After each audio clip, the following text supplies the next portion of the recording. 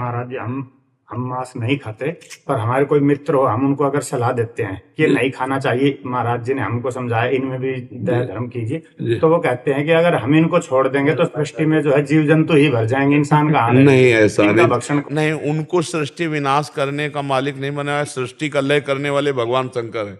हमारे पास डिपार्टमेंट है, वो डिपार्टमेंट में नहीं। कहते हैं कि आप शाकाहारी लोगों के लिए सब्जी इसीलिए है कि हम मांसाहारी लोग हैं, तो तुम चल रहे हो जैसे सत्य और झूठ, अंधेरा और उजाला, ऐसे ही। तो बढ़िया है, बढ़िया है, तर्क उनका बढ़िया है। तो उनके लिए नरक भी बना है, उनके लिए विपत्ति भी बनी है। और फिर गाड़ी में जलेंगे, पहले आग लगेगी और गेट खुलने वाले जो लॉकर वो पहले नष्ट होगा, क्योंकि कोई खोल ना सके। और फिर चिल्लाते तो हाँ वही है, वो जो मेव मेव कर रहे थे ना, काटा था, जलाया था, ऐसे उल्टा पैर बांध दिए, नीचे आग लगाए हैं। अब भगवान तुम्हें एसी कार में आग लगा करके पधराएंगे, तो ये भी दंड है। तैयार रहो इसके लिए, पक्का तैयार रहो। अगर आप पापाचरण करते हैं तो इसी जन्म में तुमको पता चल जाएगा कि तुम्हारा परिणाम क्या होगा। ऐसा आज तक कोई पापी नहीं देखा कि ऐसे करके गया हो मृत्यु लेख से। रावण जैसे धूल धूसरित हो गए, कंस जैसे, शिशुपाल जैसे काट के फेंक दिए गए, कोई ऐसा नहीं है। ये जो कह रहे हैं ना, बढ़िया, दो प्रकार की खेती होती है, एक दुख की एक सुख की। आप वो दुख की खेती हो, जब काटने को आएगा तब कहते हे भगवान 7 लोग इस गाड़ी में जल गए। ये वही जले हैं जो जला जला के खाए थे ना। अब भगवान ने भूंजा उनको, काल भगवान ने। ऐसी गाड़ी में बैठे हैं, फिल्मी गाना चल रहे हैं, गाड़ी रफ्तार से है, आग लग गई। अब कोई आवाज सुन करके भी खोल नहीं सकता, गेट लॉक है क्योंकि वो तार जल गए। अब जल गए पूरे। एक्सीडेंट हुआ ना, घुसा ऐसे सरिया से, तड़प रहे हैं, घंटों में तो निकाले गए, अस्पताल गए। ये क्या है? वो जीवों को तड़पाया है। जो मांडव्य ऋषि भगवान की ऐसे तपस्या कर रहे थे। तितली छोटी बच्चे में जैसे होता ना खिलवाड़, तो 8 वर्ष के थे तो तितली की गुदा में बम्बूल का कांटा डाल के छोड़ दिया था। तो ऐसे तपस्या कर रहे थे।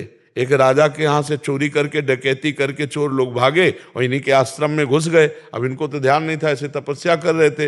राज कर्मचारी आए, बोले बाबा जी का नाटक करता है और चोरी करवाता है, उनको भी बांध ले गए। राजा ने कहा सब इन चोरों को सूली की सजा दे। उस समय सूली की सजा का मतलब भाले जैसा एक खड़ा है, इधर उधर खंबे, और उस खंबे से चढ़ के उसके गुदा द्वार में ऐसे छोड़ दिया जाता है। और वो इतना गया, वो तड़प तड़प के बहुत बुरी तरह की मौत, क्योंकि उससे तुरंत मौत थोड़ी होती।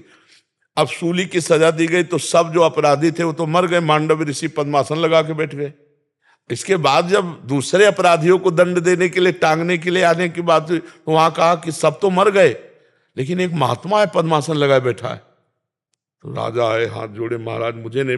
बोले हम तुम्हें दंड नहीं देंगे, हम सीधे यमराज को दंड देंगे, क्योंकि वो न्यायाधीश है ना। हमारी सूली निकला दो। लाख प्रयास किया गया, सूली नहीं निकली, काट दी गई। महाभारत में भगवान व्यास देव जी, अणिमांडव्य ऋषि नाम पड़ा उनका। वो सीधे गए धर्मराज के पास। धर्मराज से कहा महाराज ये कोई न्याय है? मुझे याद नहीं कि मैंने कोई पाप किया इस जन्म में, वो हमारी गुदा में सूली डालकर काट दी गई। उनका नाराज मत होना, आपका ही कर्म है इसी जन्म का। 8 वर्ष की अवस्था में तितली की गुदा में कांटा डाल के बम्बूल का छोड़ दिया, तो तुम्हारी गुदा में सूली कटवानी पड़ी। तो उन्होंने कहा ये तो गलत है, 8 वर्ष के बच्चे को क्या ज्ञान। तो मैं नियम रखता हूं कि 14 वर्ष तक के बच्चे का अपराध नहीं माना जाएगा भागवतिक कानून में। और मैं तुम्हें साफ देता हूं कि तुमने गलत न्याय किया, इसलिए मनुष्य योनि 100 वर्ष तक की प्राप्त करो। तो सीधे धर्मराज विदुर जी के रूप में आए थे, वही धर्मराज है। तो सोचो, इतने बड़े महात्मा के द्वारा की गई गलती माफ नहीं हुई, है ना। तो ये जो बकरा बकरी, मुर्गा मुर्गी, ये तुम सृष्टि के विनाश का हेतु भगवान शंकर को है, पालन कहे तो हरि को है, और रचने कहे तो ब्रह्मा को है। अपने आचरण से चलो यार, नहीं तो नरक बना हुआ है। ऐसी ऐसी समस्याएं बनी हुई हैं कि सब दुख भोगने को मिल जाते हैं, सब दुख भोगने को मिल जाते हैं। कीड़ा पड़ते हैं फिर शरीर में।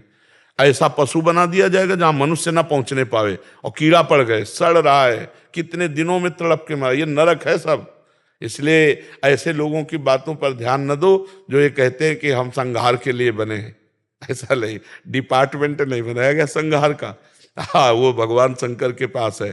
आप अच्छे आचरणों से चलो और जो ऐसी बातें करते हैं उनको अनसुनी कर दो। ये सब पागल लोग हैं, माया के वशीभूत होकर ये बोल रहे हैं।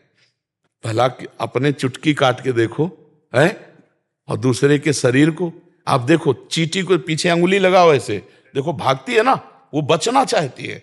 सबको अपने प्राण पे है यार, ऐसा नहीं कर, मतलब बुद्धि भ्रष्ट है तो कुछ भी कर लो, बुद्धि भ्रष्ट है तो फिर क्या है।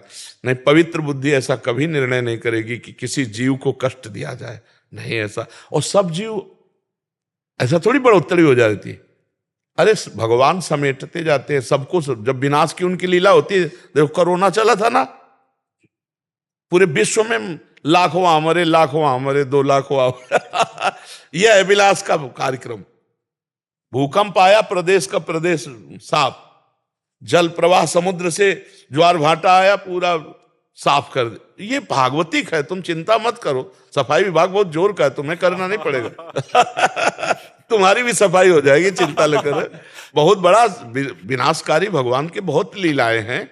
देखो अब जरा सी बात छिड़ गई तो आजकल गोलियों वाला तो है नहीं, मिसाइल वाला है, पूरा नगर का नगर विध्वंस हो जाता है, नहीं हो जाता है? ऐसे ऐसे अस्त्र हैं कि पूरे देश के देश को उड़ा दे। तो भैया विनाश विभाग है, जब विनाश विभाग चलेगा तो अपने आप विनाश करता चला जाए। आप धर्म से चलो, आप जीवों पर दया करो, आप अच्छे पदार्थ पाओ। किसी का मांस, या कैसे गंदे लोग हैं जो दूसरे का मांस खाने में अपने को मतलब सुख समझते हैं। बात सुन के उल्टी हो जाए यार, किसी के अंग खाने, मांस खाना, पर वो बुद्धि भ्रष्ट है तो उनको अच्छा लगता है। तो आप लोग सत्संगी, आप लोग ना पाइए, अच्छे मार्ग में चलिए, किसी माता बहन की तरफ गंदी दृष्टि मत रखिए। जो गृहस्थी में आपको पाणी ग्रहण हुआ है उसी से धर्म से चलोगे ना, तो इस जन्म में सुखी रहोगे, आगे भी सुखी रहोगे।